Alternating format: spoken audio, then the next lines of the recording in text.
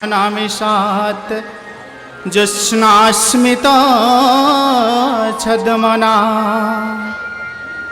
शैलेन्द्रं कुचकैतवात बलिकुला व्याजात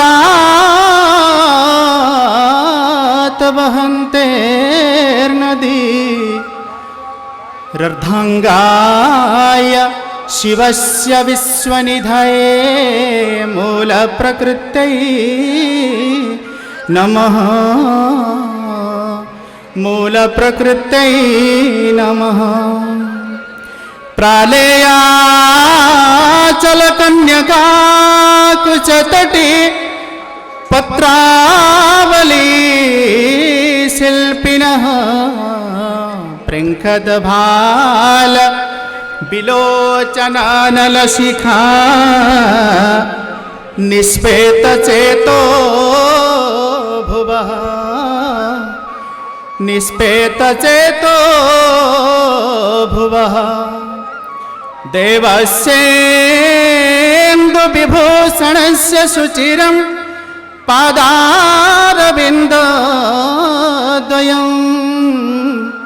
जुष्मान् पातु सुरासुरेशुरशिरो रत्नांशु किंजल्कितं रत्नांशु किंजल्कितं।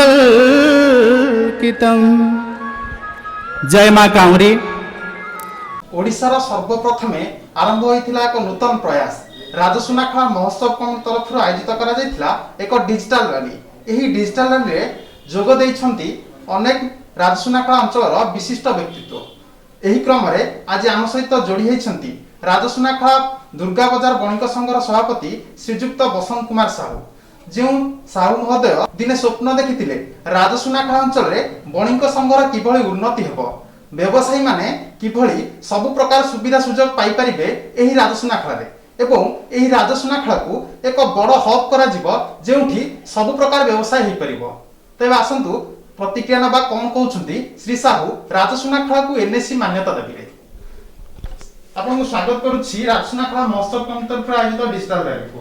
5 वर्ष तळो एनएससी रो मान्यता पाइबा पई आमे दाबी करि आसिछु, किंतु प्रशासन काहेकि आज जाए ताहाको आमको सुजोग दौनी एवं आमे जो असुविधार सम्मुखीन होचु एनएससी रो सुविधा पाई ताहा आज आमे अंगे अंगे लिभौचु एवं एठारे 360 व्यवसायी भाई अछंती।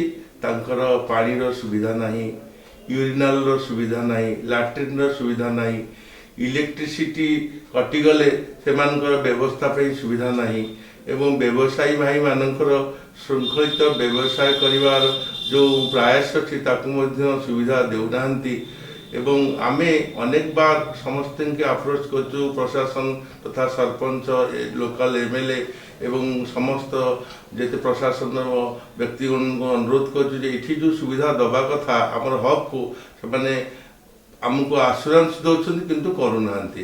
तेणु एनओसी हेले आमे जो सुविधाटा पाइबो आशा करू आगामी दिन हमको एनओसी दिया जाऊ। आममानकर जो सुविधा सुजोग को एवं सरकार एवं प्रशासन बजाय रखले आम व्यवसाय संघ तरफ स्वागत जनाए।